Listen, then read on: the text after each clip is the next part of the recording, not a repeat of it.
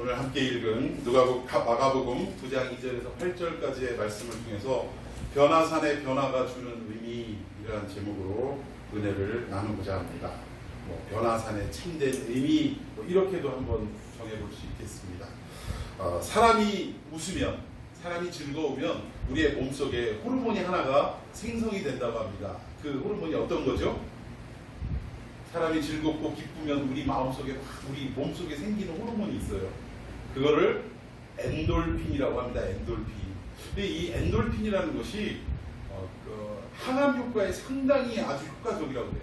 그래서 암에 걸린 분들이나 질병에 걸린 분들에게 자꾸 웃음 치료라는 거 혹시 들어보셨습니까?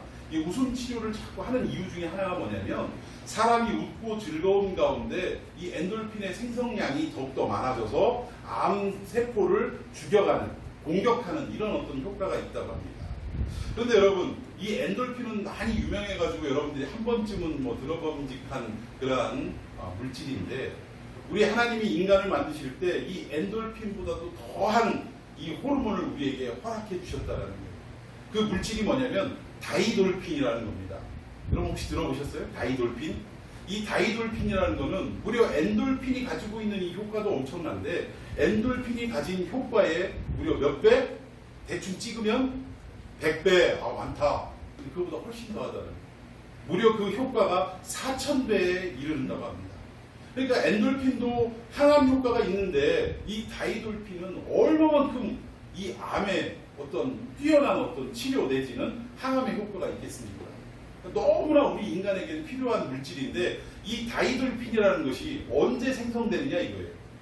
엔돌핀은 언제 생성된다고 말씀드렸죠?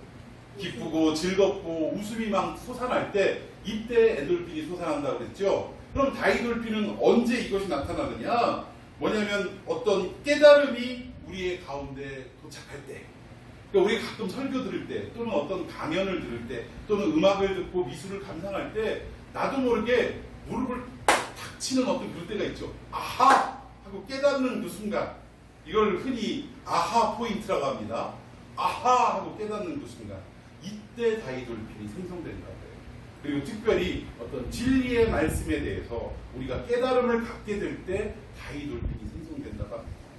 저는 오늘 여러분들이 이 말씀을 통해서, 또 여러분들이 성경을 읽거나 듣거나 또 묵상하는 가운데 이 다이돌핀이 생성되는 아하 포인트가 있기를 예수님의 이름으로 축원해 드리겠습니다.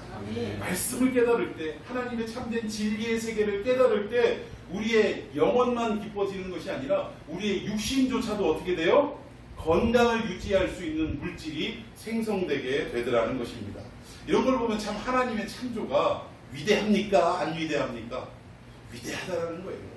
이게 침팬지가, 원숭이가 인간이 됐다라는 이 진화론으로 아무리 밀어붙여도 이런 어떤 창조의 어떤 원리들을 생각해 볼 때, 이건 있을 수가 없고 어떻게 설명할 수가 없는 내용들이라는 것입니다.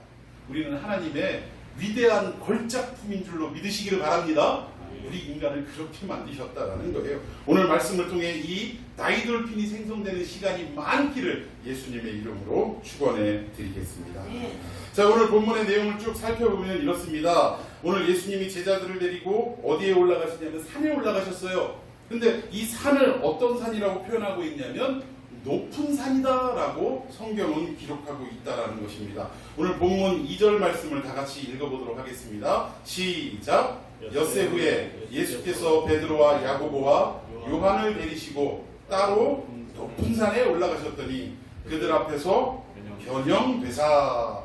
오늘 이야기의 시작이 어디에서 시작되냐면 엿새 후에라고 시작이 되고 있습니다.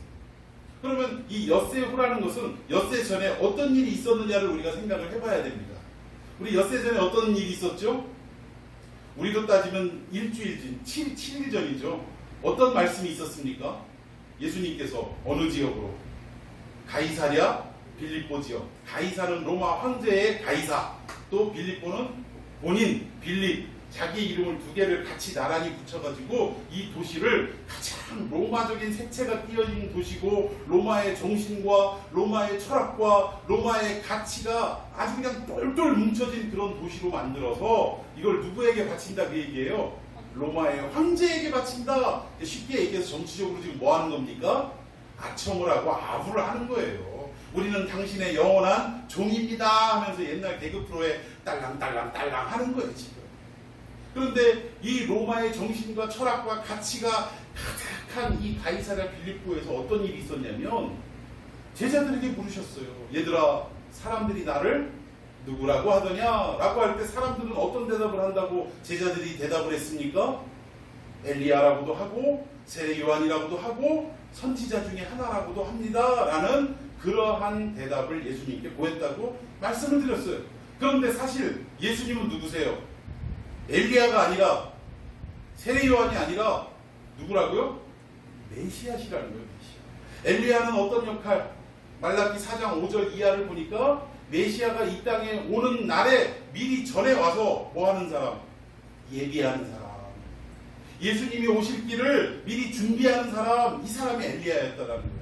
그리고 예수님도 마태복음 11장에 이 엘리야가 이 땅에 오긴 왔는데 그가 누구냐라고 설명하시면서 누구라고 찍으셨어요? 세례 요한이다라고. 엘리야는 곧 세례 요한이다라고 찍으셨다라는 거예요. 그러니까 결국 뭐냐? 그토록 기다렸던 메시아가 눈앞에 나타났는데 사람들은 메시아를 알아봤다 못 알아봤다? 못 알아봤다라는 거예요. 그리고 그를 뭐라고 불렀어요? 그 메시아의 길을 예비하고 첩경을 준비할 엘리야나 세례 요한이다라고 그렇게 이야기했다라는 거예요. 그러니까 메시아를 보면서도 잘못 보고 있다라는 것입니다. 이것이 그 앞전 사건, 맹인이 눈 뜨는 사건하고 유사하다라고 말씀드렸지요. 처음에 맹인 침을 뱉으며 손에 안수하실 때 눈이 떠지긴 떠졌어요. 보이긴 보이더라는 것입니다. 그런데 뭐가 보인다고 이야기를 했죠? 사람들이 보이나이다 하면서 뭐라 그래요? 나무 같은 것들이 걸어다니는 것이 보나이다. 그 분명하게 사람인데 이거 사람으로 인식하지 못하고 나무 같은 어떤 형체가 움직이는 것처럼 제대로 사물을 바라보지 못했다는 것입니다.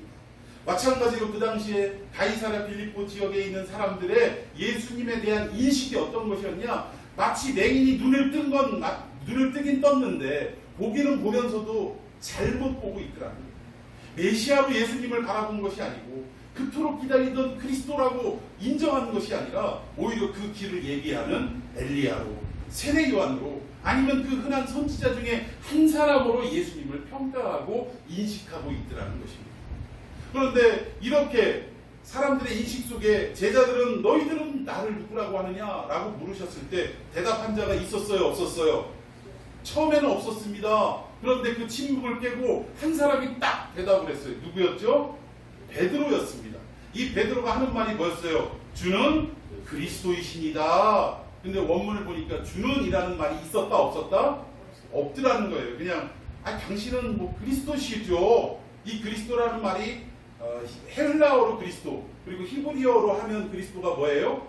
메시아, 메사이아, 메시아라는 말이에요. 그러니까 예수님이 세례 요한이나 엘리야는 아니고 우리가 그토록 기다렸던 메시아라는 사실을 베드로는 안 거예요, 모른 거예요? 알았다라는 거예요. 근데 예수님이 메시아라는 사실을 알았는데 중요한 것은 메시아가 이 땅에 오셔서 어떤 일을 하실 것인지에 대한 구체적인 내용은 몰랐더라는 것입니다. 그래서 예수님이 제자들을 불러 모아놓고 야, 니들 어디 가서 내가 메시아다라는 말 절대 하지 마! 라고 엄포를 놓으신 후에 그 다음에 말씀을 꺼내놓으신 게 어떤 내용이었어요? 메시아가 이 땅에 와서 어떤 일을 해야 될 것인지를 쭉 설명하는데 그 내용을 들어봤더니 어떤 거예요? 제자들이 기다렸던 메시아는 검을 차고 능력을 가지고 와서 로마의 정부를 향하여 대항하고 우리를 짓밟고 억누르는 로마 정부를 다 어떡하고 내쫓고 새로운 왕국 시대인 이스라엘을 다시금 건설할 메시아를 기다리고 있었다. 즉 파워가 있고 능력이 있는 메시아를 기다리고 있었는데 메시아의 입에서 딱 나온 얘기가 뭐였어요? 나는 대제사장들과 바리새인들에게 버림받을 것이고 그리고 죽어야 될 것이고 또 어떻게 된다? 죽은 다음에 다시 살아날 것을 말씀하더라는 거예요. 그런데 이 말을 들었던, 즉 메시아인 것은 알아본 베드로에게 또는 그 나머지 제자들에게 이 메시아가 내가 맞긴 맞지만 너희들이 기다리는 그런 메시아의 역할이 아니라 이런 일들을 하기 위해 내가 이 땅에 왔다라고 딱 설명을 해줬다라는 거예요. 그러니까 어떻게 보면 메시아의 참된 내용을 눈뜨게 해주셨는데 제자들은 눈을 떴습니까? 못 떴습니까? 못 떴더라는 거예요. 베드로가 한 행동이 뭐였어요?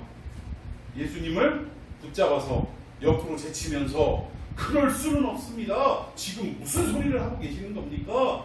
우리가 지금 오병이어의 기적, 칠병이어의 기적을 통해서 많은 사람들이 지금 당신을 이렇게 우르르 따라다니고 있고 이 로마의 압제와 이 괴로운 나날들에서 어서속히 세상을 뒤바꾸고 하나님의 나라를 건설할 것을 지금 기다리면서 지금 당신을 쫓아다니는 사람들이 이렇게 많은데 지금 죽다니요. 무슨 소리를 하십니까? 라고 예수님을 어떻게 했다고요? 붙잡아서 옆으로 밀쳐내다라는 그런 단어를 사용하고 있다라고 말씀을 드렸습니다. 아직도 뭐예요? 메시아에 대한 내용을 정확하게 알지 못하는 상황이었다라는 것입니다. 그러니까 결국은 맹인이 눈뜬 사건이나 또 제자들이 가이사랴 빌립보에서 예수님께 대답한 내용들이나 결국 뭐예요? 일맥상통하는 것들이라는 것입니다. 또 오늘 본문도 사실은 연장선상의 이야기다라고 해도 과언이 아니라는 거예요. 자, 오늘 이 제자들을 어디로 데리고 올라가셨냐? 성경에 보면 변화산으로 데리고 올라가셨다라고 말씀하고 있습니다. 높은 산에 올라가셨다. 그래서 우리는 신학적으로 이 산을 뭐라고 표현하냐면 변화산이다. 왜? 그 산에서 어떤 역사가 일어났기 때문에 예수님이 놀랍게 변화되는 역사가 있었기 때문에 변화산 사건이다라고 표현을 합니다. 자, 그런데 사실 변화산이라는 지명은 있다 없다? 없습니다. 고고학자들에 의하면 정확하게 이 산이다라고 이야기할 수는 없지만 가이사랴 빌립보 지역에서 그나마 좀 규모가 있고 높은 산이라고 하면 다볼산을 꼽을 수가 있어요. 그래서 이 다볼산이 아마 예수님이 제자들을 데리고 올라가셨던 그 산이 아닐까라고 추정을 하는 내용은 있습니다. 그래서 오늘 제가 새벽에 일어나서 이 다볼산 사진 제가 가지고 있는 거 있는데 그걸 보여드릴까 하고 지금 고민을 잠시 하다가 결국은 오늘 본문의 설교의 내용으로 미뤄볼 때 굳이 다볼산을 보지 않아도 왜? 그 산이 어디냐가 중요한 내용이 아니기 때문에 육신의 삶, 어떤 보이는 지명 자체가 중요한 것이 아니라 영적인 의미가 중요하기 때문에 제가 이 그림, 사진을 넣지 않았어요. 그래서 오늘 계속해서 이 말씀을 통해서 과연 이 변화산의 사건이 어떤 의미를 우리에게 부여하고 있는지를 하나씩 살펴보도록 하겠습니다. 이 변화산에, 즉 이 높은 산에 12제자 가운데 몇 명만 데리고 올라가셨습니까?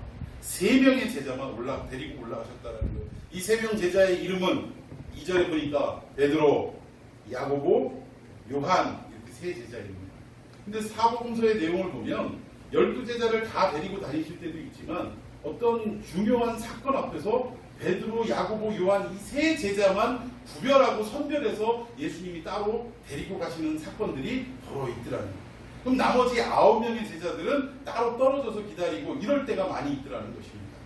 특히 마지막 예수님이 겟세마네 동산에서 최후의 기도를 하실 때, 그 기도를 하실 때에도 나머지 9 제자들은 좀 떨어져 있는 곳에 있고 또 베드로, 야고보, 요한 이 3제자만 데리고 가서 가까운 곳에서 기도할 수 있도록 예수님이 조치를 취하신 적도 있더라는 거예요. 근데 아무튼 이 세 제자를 뭐라고 얘기하냐면 수제자 그룹이다 이렇게 우리가 표현을 합니다. 많은 제자들, 12제자들 가운데 특별히 이 3명의 제자들과 예수님과의 사건들이 많기 때문에 또 예수님과 가장 밀접한 거리를 유지하고 있었기 때문에 이들을 수제자와 계열이다라고 이렇게 표현하는 경우가 많이 있더라는 것입니다.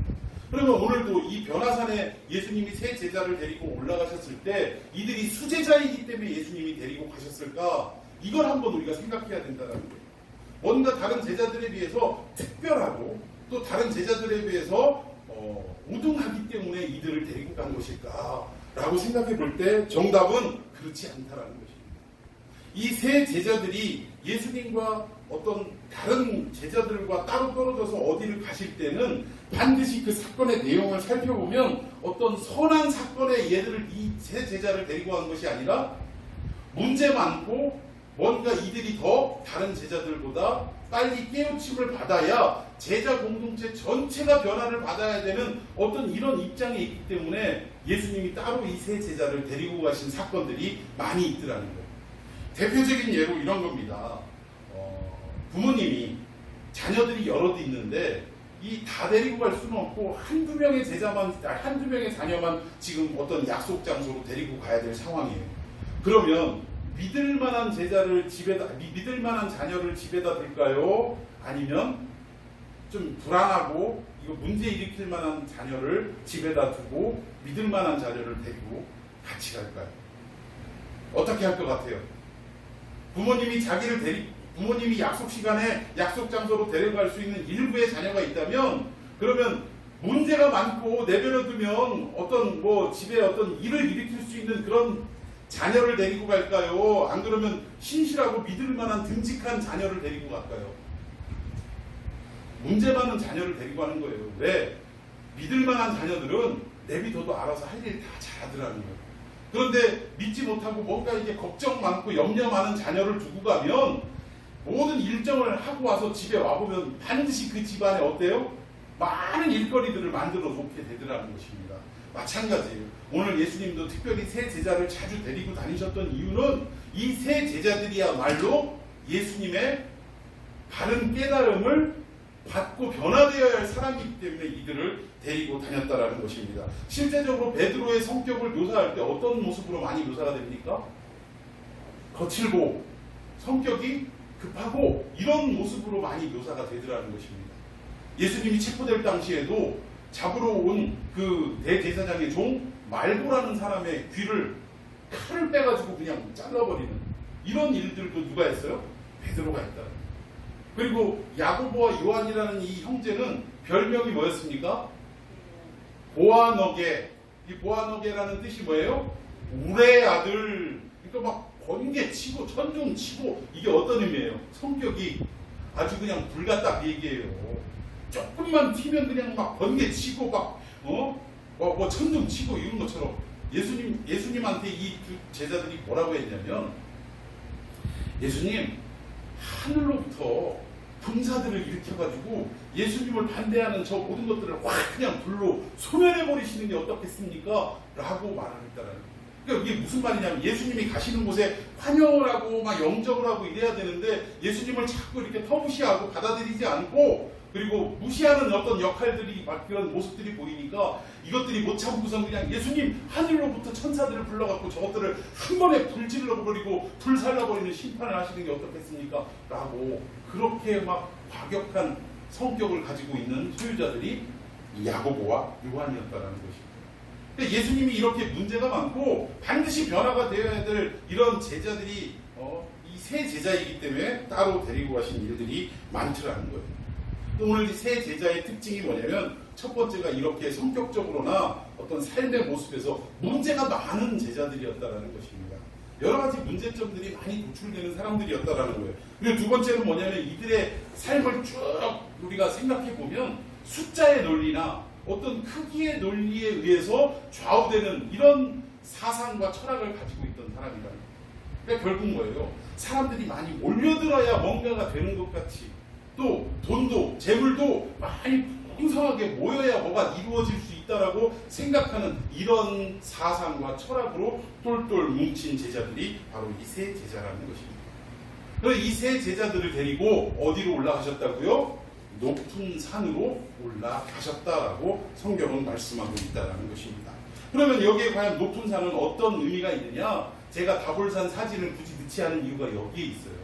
오늘 여기 높은 산은 단순히 해발, 이 고도가 높은 이런 것을 말하는 것이 아니라 어떤 영적으로 초월적인 그런 장소, 초월적인 어떤 수준, 이걸 말씀하고 있다는 것입니다.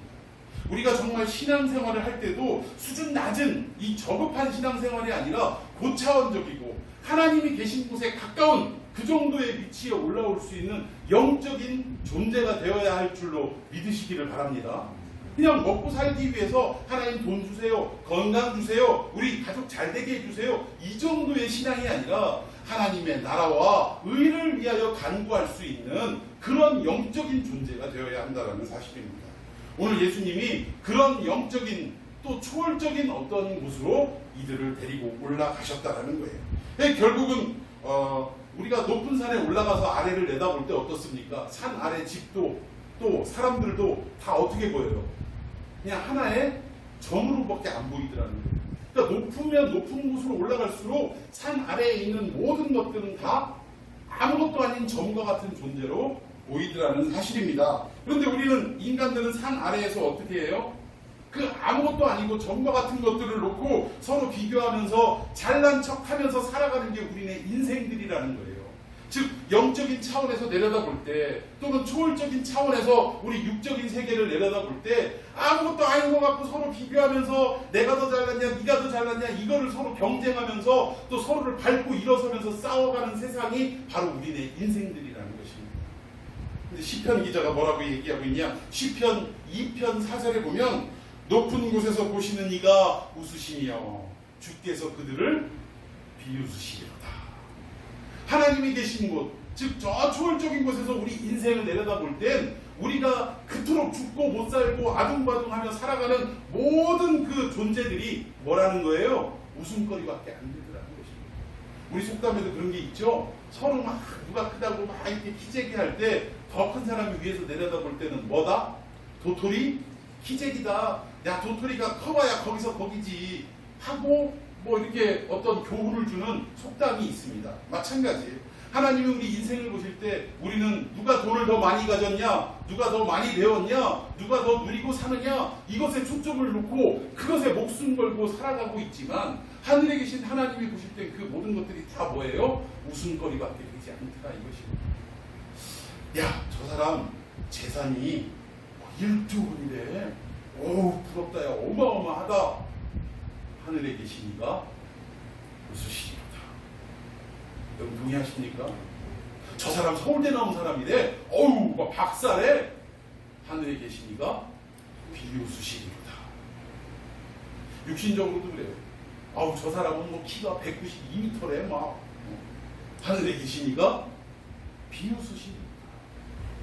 우리네 인생들은 아무것도 아닌 그것에 가치를 부여하고 이것을 얻기 위해서 온 삶과 온 시간과 온 노력을 다 쏟아붓고 살아가더라는 것입니다.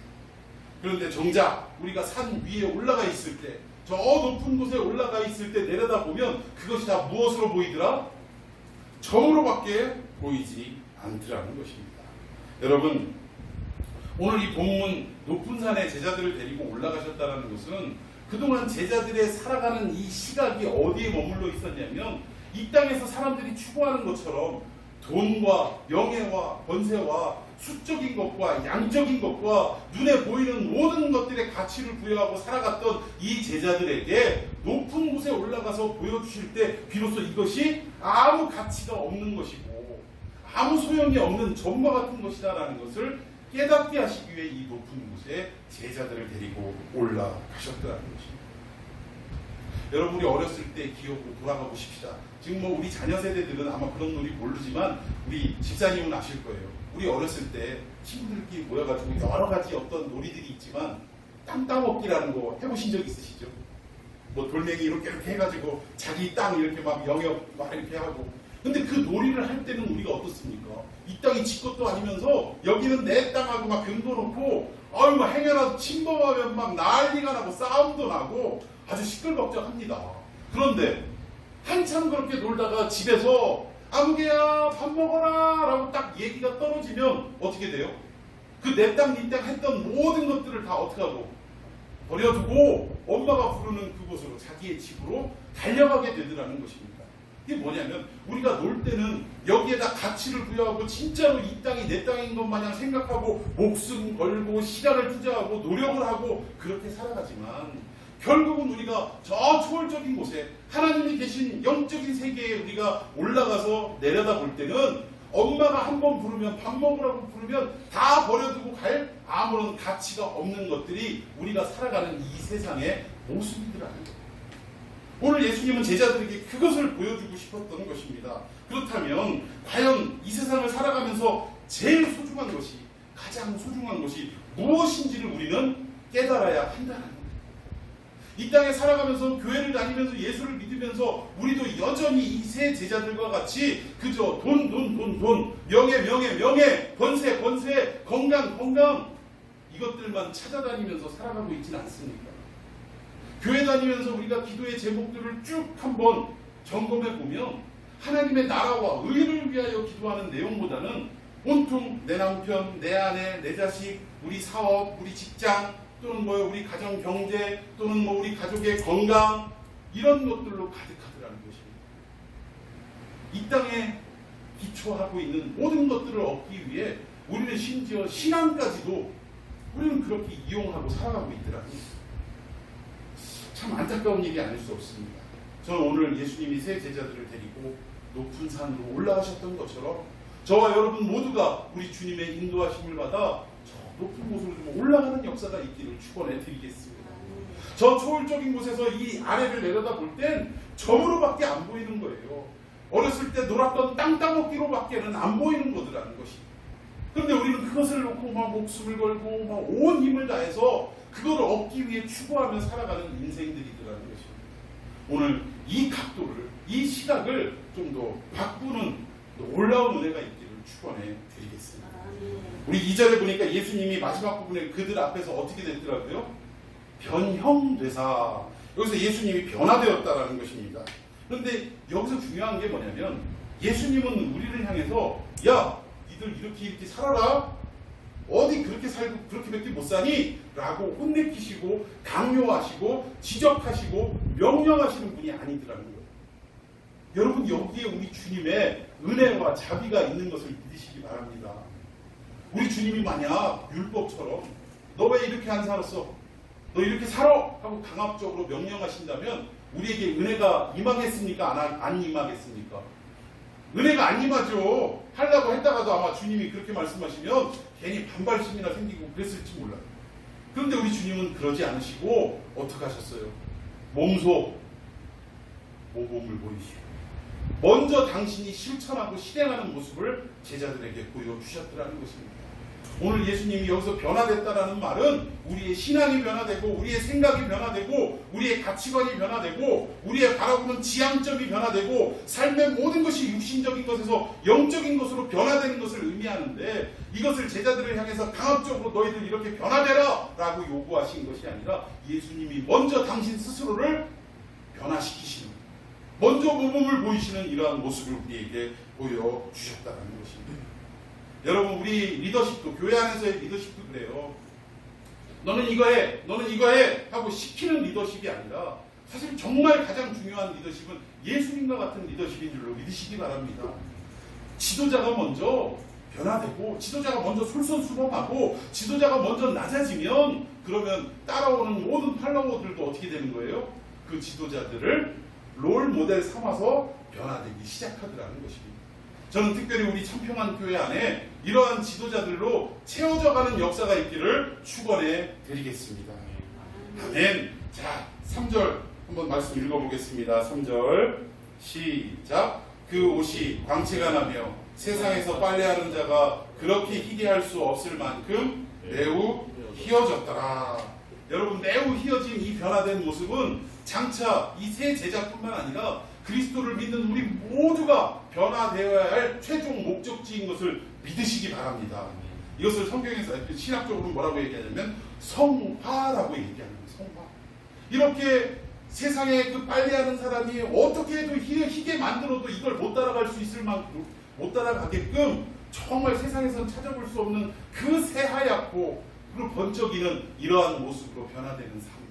이것이 우리가 최종적으로 변화되어야 할 모습이라는 사실이고, 근데 이걸 시제로 보면 미래 완료형을 쓰고 있는데 우리 한국말에는 이런 게 없어요. 미래 완료형이라는 건 없습니다. 미래형은 있죠. 나는 뭐가 되고 싶어, 뭐 이런 거는 있지만 너는 나중에 뭐가 되고 싶어가 아니라 넌 뭐가 돼 있을 것, 뭐 이런 완전히, 그러니까 시제는 미래지만 그 미래를 보장하는, 반드시 그렇게 되고 만다라는 이런 시제는 우리나라 문법에는 없다라는 것입니다.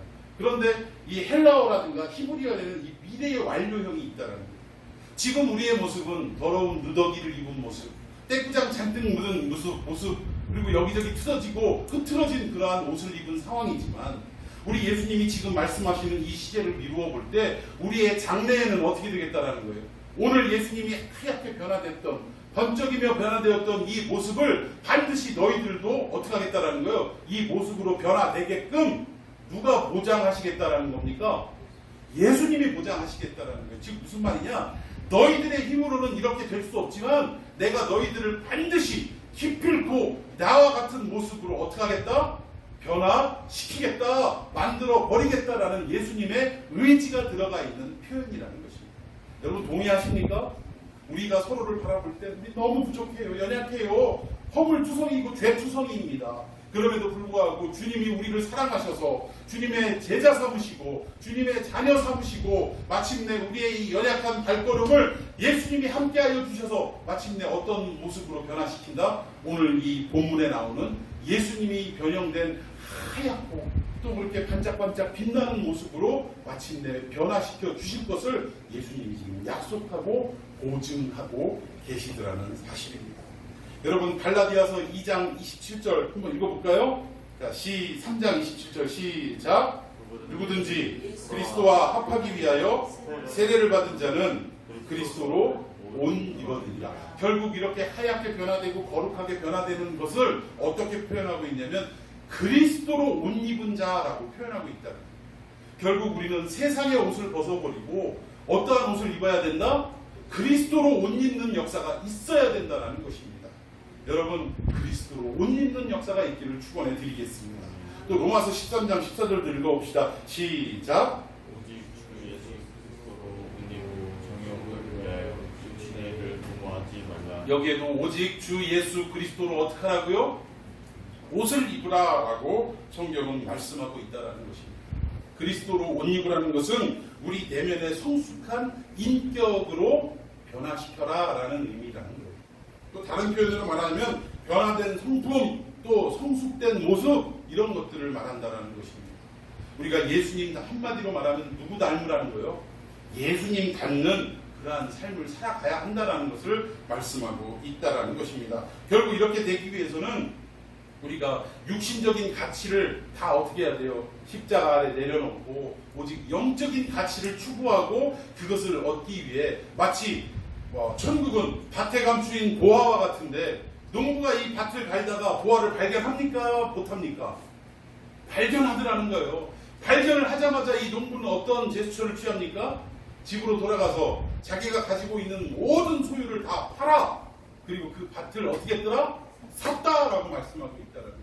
여기서 자기가 가진 모든 소유는 결국 다른 게 아닙니다. 내가 추구하고 내가 가치를 부여했던 세상적인 모든 것들, 어떻게 보면 돈일 수도 있고요, 명예일 수도 있고, 권세일 수도 있고, 또는 건강일 수도 있고, 또는 가족의 화목일 수도 있고, 여러 가지 이 세상에서 추구하는 그러한 것들이라는 거예요. 근데 그런 모든 것들을 다 팔았다. 이것은 뭐냐면 결국은 이 밭에 감추어 있는 보화를 위해서 어떻게 해요? 다 버렸다. 또는 맞바꾸었다라고 얘기해도 과언이 아니다. 여러분, 저는 여러분의 삶이 이렇게 그리스도로 옷 입는 모든 세상의 가치와 또 세상이 추구하는 그러한 것들을 다 뒤로하고 오직 예수로만 붙들고 살아가는, 예수로만 옷 입고 살아가는 역사가 있기를 예수님의 이름으로 축원해 드리겠습니다. 결국 예수님이 그 앞전에 마태복음 5장부터 쭉 그 산상설교가 나오는데 이 산상설교에서도 이 팔복이라고 얘기하죠. 팔복의 내용을 쭉 살펴보면 결국 무엇을 말하느냐면 그리스도의 신부로 살아가는 것이 어떠한 삶을 살아야 하는 것인지를 하나하나씩 나타내고 있다는 거예요. 이 땅에서 너희들이 부자가 되고 싶니? 그럼 부자가 되려면 11조를 많이 해라. 이런 게 아니라 예수님이 가르쳐 주신 내용은 뭐였어요? 심령이 가난한 자는 복이 있나니 천국이 저희의 것입니다. 여기서 심령이 가난하다 할 때 가난은요, 어떤 상대적 가난을 얘기하는 게 아니라 절대적인 가난을 얘기하는 거예요. 그러니까 너는 1,000원 있고 나는 100원 있으니까 비교하면 내가 가난하네, 이런 가난이 아니라 당장에 먹고 살 것이 없는 절대 빈곤을 말하는 것입니다. 즉, 이 세상에 있어서 세상 모든 것들을 소유하지 않고 하나님만을 바라보고 하나님만을 의지하는 것이 진짜 가난한 자라는 거예요. 우리의 마음이 가난하다는 것은 세상에 여러 가지 것들이 복잡하게 여기에 가득 차 있는 것이 아니라 오직 하나님 한 분밖에 있지 않은, 그걸 뭐라고 일편단심이라고 얘기해요. 누구를 향한? 하나님을 향한 일편단심의 그 마음을 가진 자는 결국 무엇을 얻게 되냐? 천국을 얻게 되더라는 것입니다. 근데 결국 이런 내용들이 뭐냐면 이 땅에서의 가치를 얘기하는 게 아니라 하늘나라에서의 가치를 예수님이 설명할 때 그런 한 내용들이라는 거예요. 근데 그 내용 중에 마태복음 5장에 보면 이런 말씀이 있어요. 아주 유명합니다. 수고하고 무거운 짐진 자들아 다 내게로 오라, 이렇게 말씀하시면서 내 멍에는 가볍고 쉽다라고 하시면서 내 멍에를 메고 나에게 배우라라고 예수님이 사람들에게 말씀해 주셨다는 거예요. 여기에 옷이 희게 변해졌다라는 말은 어떤 의미냐면 결국 예수님이 가신 그 길을 우리가 본받아서 따라가는 삶을 이야기하는데, 여기에 보니까 내 멍에는 가볍고 쉽다 하시면서 내 멍에를 메고 따라와라 라는 이 말씀이 결국은 뭐예요? 예수님이 걸어가셨던 그 길은 고난의 길이고 십자가의 길인 것을 믿으시기 바랍니다. 영광의 길이 아니었어요. 우리 인간들을 구원하기 위해 고난의 길, 아픔의 길, 고통의 길, 죽음의 길을 예수님은 걸어가셨다라는 사실입니다. 그런데 그 길이 어떤 길이라고요? 매기가 쉬운 길이라고 우리에게 말씀하시면서 이 길을 따라오라라고 명령해 주셨다는 것입니다. 그러니까 결국은 제자들에게도 그 가이사랴 빌립보의 고백을 듣고 내가 가는 길은 체포가 기다리고 있고 고난이 기다리고 십자가가 기다리고 있고 그러나 나는 부활할 것이다 라는 것을 말씀하실 때 제자들이 전혀 깨닫지 못했던 것처럼 오늘 이 시대를 살아가는 우리들도 예수님의 멍에를 메고 따라가야 하는 삶을 살아야 함에도 불구하고 우리는 여전히 어떻게 하고 있어요? 이 로마 정부를 뒤집고 전복시키고 다시금 우리가 꿈꾸는 부유한 나라, 물질적으로도 풍요하고 군사적으로도 풍요하고 누구도 우리를 건드리지 못할 그러한 나라를 꿈꾸면서 예수님을 따라가고 있더라는 것입니다. 이 메시아에 대해서 제대로 알지 못하는 거예요. 그러면서 오늘 이 예수님이 변형되는 그 순간에 누가 함께 나타났죠? 구약의 대표자인 엘리야 선지자와 모세가 나타나서 같이 변화되었다는 것입니다. 여러분, 이것은 대단한 신비입니다. 이미 850년 전에 죽은 사람, 이미 1500년 전에 죽은 사람이 나타나서, 그것도 이스라엘 백성들이 가장 존경하는 두 인물이 나타나서 예수님과 함께 변형이 되었을 때 이들은 뭘 어떻게 해야 될지 못할 황홀경에 젖어 들어가기 시작했다라는 거예요. 그런데 베드로가 이 장면을 목격하고 그냥 한번 은혜에 뻑 가버린 거예요. 쉽게 얘기해서. 왜? 이 세상에서 느낄 수 없는 황홀경에 도취되었기 때문에 그렇습니다. 그런데 이 은혜 받고 한 순간에 뻑 간 이 베드로가 뭐라고 하냐면 이 산 위에 초막셋을 짓고 하나는 주님을 위하여, 하나는 엘리야를 위하여, 하나는 모세를 위하여 짓고 이 산 위에 계속 있겠다, 그 얘기입니다. 오늘날도 우리가 신앙생활을 하다 보면 정말 이 기독교는 신비의 종교다라고 이야기할 정도로 신비스러운 일들이 많습니다. 기도에 심취하고 기도에 깊이 빠져들어가다 보면 나도 모르게 어느샌가 하나님이 허락하시는 은사도 받을 수 있어요. 환상도 볼 수 있습니다. 흔히 얘기하는 입신도 들어갈 수 있어요. 이 모든 것들이 다 가짜다라고 말하는 게 아니에요. 반드시 우리 기독교 안에는 이런 놀라운 기적과 신비의 영역이 있다라는 것입니다. 그런데 중요한 것은 우리가 이 신비를 맛보고 경험하면 우리 인생에서는 맛볼 수 없는 것이기 때문에 여기에 머무르려고 하는 경향이 너무나 강하다는 거예요. 여러분, 부흥회 가서 은혜 받은 사람들, 막 기도하고 찬송하다가 은혜 받은 사람들, 지금이야 그런 부흥회가 없지만 예전에는 참 많았어요. 근데 이들의 모습을 보면 이 부흥회 장소에서는 의자도 없고 하니까 무릎을 딱 꿇습니다. 방석 깔고 무릎 딱 꿇고, 그리고 나서 손 딱 모으고 박수도 똑같아. 그냥 막 자유롭게 이렇게 친 게 아니라 막 이러면서 혹시 경험해 보신 적 있으세요? 옛날에 기도원 가면 한결같이 다 그렇게 찬송했어요. 그러다가 기도가 시작되면 눈 들고 막 흔들고 하다가 분명히 여기서 기도가 시작됐는데 눈 떠보면 막 저쪽에 가 있고 그래요. 근데 그 기도의 은혜가 너무나 기쁘고 그 주는 즐거움이, 그 어떤 황홀경이 너무나 이 세상 것과는 바꿀 수 없기 때문에 이런 분들은 항상 기도하면 그런 식으로 기도하고 또 그 어떤 은사를 받고 이러면은 항상 그걸 추구하게 되더라는 것입니다. 그런데 이 높은 산에서 이런 기적을 체험했던 이 제자들에게 예수님은 뭐라고 말씀하시느냐? 산 아래로 내려가라, 이 얘기예요. 여기에 있지 마라. 여기에 머물러 있지 마라. 기적과 어떤 놀라운 체험 속에 머물러 있지 마라, 이 얘기예요. 우리 신앙은 단순히 어떤 놀라운 기적만 맛보고 놀라운 체험만 이렇게 헤어나오지 못하는 이런 것이 신앙생활의 전부가 아니라는 것입니다. 산 아래는 지금 어떤 일이 벌어지고 있냐? 이제 다음번에 또 설교가 나오겠지만 산 아래에서는 지금 귀신에 들려가지고 어쩌지도 못하고 이리 자빠지고 저리 자빠지고 목숨이 막 왔다 갔다 하는 이런 세상살이를 살아가고 있는 사람들이 기다리고 있더라는 것입니다. 결국 우리는 놀라운 변화산의 변화도 우리가 맛봐야 되지만 그 환희와 감격으로만 살아가는 것이 아니라 다시금 산 아래로 내려와서 매일매일 어떻게 해야 돼요? 영적으로 사느냐 죽느냐의 이 현장 속에 뛰어들어서 그리스도의 참된 메시지를 증거하고 또 우리의 삶으로 실현해내는 이러한 모습이 우리에게는 있어야 한다라는 것입니다. 여러분 어렵습니까?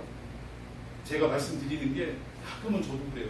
저도 설교를 좀 쉽게 하고 좀 듣기 좋은 설교가 있습니다. 저도 그런 레퍼토리를 굉장히 많이 가지고 있어요. 왜냐하면 이미 설교를 했던 내용들이 뭐 한 10년 이상 그런 내용들을 많이 가지고 있기 때문에 지금 뭐 설교 노트로만 따져도 뭐 거의 한 100번 이상이 있어요, 저는. 그러니까 그런 내용을 보면 제가 읽어봐도 와, 막 힘이 납니다.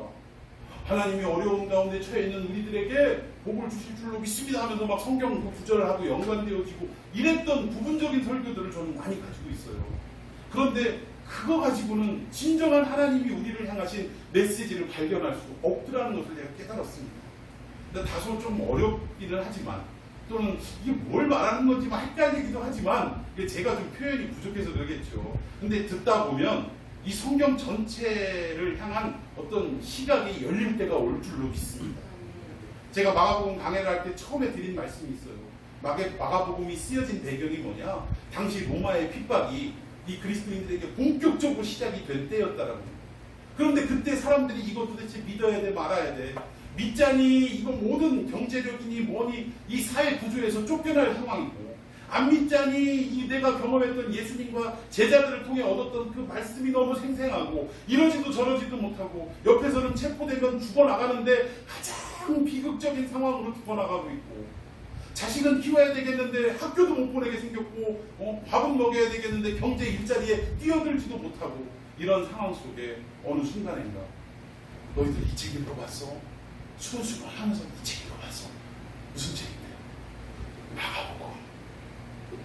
그 내용을 봤더니 핍박당하는 가운데 이러지도 저러지도 못하는 이 성도들에게 다시금 예수 그리스도의 이야기를 통해 새로운 힘을 얻고 또 그 예수 그리스도는 우리의 죄를 위하여 대신 당신의 목숨을 버리러 오신 종과 같은 사역을 감당하셨던 그런 분이라는 것을 마가복음을 통해서 깨달으면서 어떻게 되는 거예요? 그 핍박과 환난 안에서 다시금 일어설 힘을 얻게 되는 책이더라는 것입니다.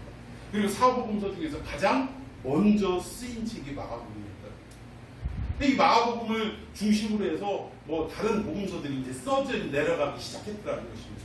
아무튼 이런 어떤 전체적인 배경 속에서 오늘 말씀을 이렇게 쭉 이렇게 이해하다 보면 아하, 하나님이 우리 인간을 향한 또 교회를 향해 하시고자 하는 메시지가 뭐구나라는 것이 어느 순간인가 딱 잡힐 때가 올 줄로 믿습니다.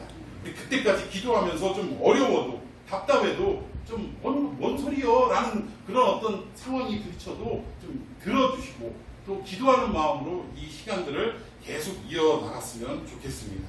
그러니까 결국 우리가 기쁨과 환희를 추구하면서 이 땅에 살아갈 수 있는 것은 아니더라는 거예요.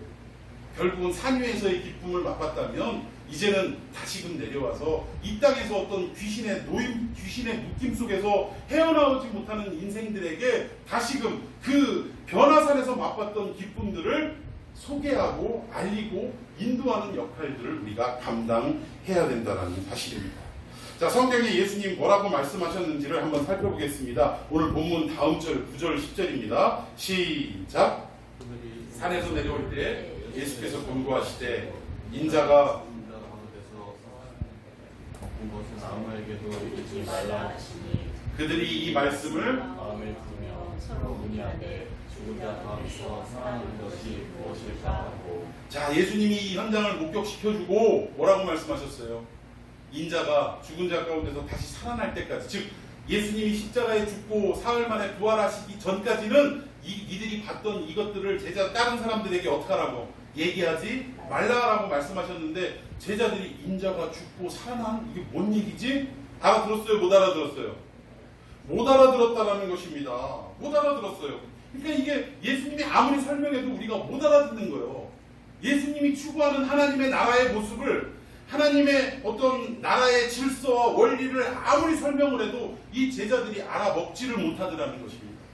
그런데 그때 이 산 아래에서는 어떤 일이 벌어지고 있느냐? 자, 계속해서 한번 읽어봅니다. 17, 18절입니다. 시작. 우리 중에 하나가 대답하되 선생님 말 못하게 귀신들은 내 아들을 스승님께 데려왔나이다. 귀신이 어디서든지 함께 있습니다. 그를 잡으면 거꾸러져 거품을 흘리며 이를 갈며 그리고 파리해지는지라. 내가 선생님의 제자들에게 내쫓아달라 하였으나 그들이 능히 하지 못하더이다. 지금 산 아래에서는 어떤 일이 있냐면 귀신 들린 한 아이가 지금 어떤 현상으로 소개되고 있냐면 거꾸러지기도 하고 거품을 물기도 하고 이를 갈기도 하고 점점 어때요? 파리해진다는 것은 비쩍 말라가는 그런 상황이라는 거예요. 아니 이 아들에게 밥을 안 먹였겠어요? 이 아들을 어떻게든 고치려고 애를 썼던 아버지인데 먹을 걸 주지 않았겠냐 이거예요. 먹을 걸 주는데도 불구하고 먹으면 먹을수록 점점 몸이 야위어져가는 이런 모습을 보이고 있더라는 것입니다. 여러분 이게 무엇을 의미하냐면 결국 먹이는 것은 하나님의 영적인 말씀을 먹여야 우리가 살찌고 튼튼해지는데 세상적인 것을 아무리 먹여봐야 우리의 영혼은 점점 어떻게 돼요? 풍성히 먹으면 먹을수록 우리의 영혼은 점점 오늘 본문 말씀처럼 갈수록 야위어질 수밖에 없더라는 거예요. 여러분 지금 세상 아래 산 아래에는 이런 일들이 벌어지고 있더라는 것입니다. 여러분 오늘 우리가 주일을 맞이해서 교회 나와서 우리끼리 이 하나님의 말씀을 나누고 할 때 은혜 받고 기쁘고 즐겁고 또 거룩함 올리 이러면서 교제 나누고 하다가 결국 교회 문을 열고 세상으로 나아가서 이제 내일부터 세상 속에서 또 휩쓸리고 뭐 직장 생활하고 대학을 나가고 뭐 이런 일들을 할 때 결국 그 세상 속에는 뭐가 기다리고 있어요? 귀신 들린 자들이 기다리고 있더라는 것입니다. 우리를 못 잡아먹어서 안달을 하는 많은 어떤 부류들이 우리를 기다리고 있더라는 거예요. 근데 우리는 그 부류들을 떠나서 산 위에서만 살아가는 존재가 되어서는 안 되고 정면으로 나와 함께 부딪히고 부대끼면서 살아가되 어떻게 해야 됩니까? 오히려 미쳐가는 이 세상 속에 있는 사람들에게 복음으로 더 미친 자가 되어서 그들을 어떻게 해야 된다? 변화시키는 역할을 감당해야 된다는 것입니다. 여러분 우리 교회 입구에 보면 교회 이름과 함께 그 옆에 무슨 찬양단이라고 써 있어요? 로이모스 찬양단이라고 되어 있습니다. 이 로이모스라는 말이 사도행전에서 나오는 말인데 과거 개혁판에서는 어떻게 번역을 했냐면 이 바울 일행에게 하는 말이에요. 재판 도중에 이들은 연병이라. 연병이 바로 로이모스입니다. 이게 무슨 말이냐면 가는 데마다 예수쟁이로 만들어버리는 이 전염병 같은 인간들이다 이 얘기예요. 여러분들은 각자의 삶 속에 들어갔을 때 여러분들은 예수님의 전염병과 같은 그러한 삶을 살아가고 있습니까? 세상에 미쳐 돌아가는 그 사람들 틈바구니 안으로 들어가서 오히려 예수에 더 미친 사람으로 전염병을 퍼뜨리듯이 예수 그리스도를 퍼뜨리는 그런 인생을 살아가고 있습니까? 오늘 우리는 자꾸 산 위에서만 머물러 있으면 안 된다는 거예요. 물론 산 위에 놀라운 기적의 경험을 우리가 해야 하지만 그것을 뛰어넘어서 어떻게 해야 됩니까? 그것을 뛰어넘어서 산 아래로 내려와 아직 이 세상 마귀에게 붙들려서 미쳐 돌아가는 이 세상 속에서 다시금 어떻게 해야 돼요? 더 복음에 미친 자로서 그들을 변화시키고 그들을 옳은 길로 인도하는 삶을 살아가야 한다라는 것입니다. 저는 이 시대에 신령한 로이모스가 되기를 예수님의 이름으로 축원해 드리겠습니다. 가는 곳마다 우리 전염병이 되십시다. 전라도 말로 그런 말 있잖아요. 누가 무슨 소리 하면 뭐 하고 있다라고 그래요? 이런 연병 뭐 그러잖아요. 이 연병이 바로 전염병이라는 얘기입니다. 우리가 예수 그리스도의 신령한 전염병이 되어서 세상의 귀신에 잡혀서 미쳐 돌아가고 있는 이 세상 속에 우리가 더 큰 복음에 미친 자가 되어서 세상을 변화시키는 그 역군들이 되시기를 예수님의 이름으로 축원해 드리겠습니다. 오늘 이것이 변화산이 주는 참된 의미가 이거라는 거예요. 신앙 속에서 우리가 그 변화산의 의미도 경험해야 되지만 거기에 머물러 있지 않고 이제는 어떻게 하라? 산 아래로 내려와서 귀신 들린 자들을 고쳐내고 살려내는 역할을 감당해 내어야 한다는 것입니다. 이런 놀라운 은혜가 저와 여러분에게 있기를 예수님의 이름으로 축원해 드리겠습니다. 기도하십시다.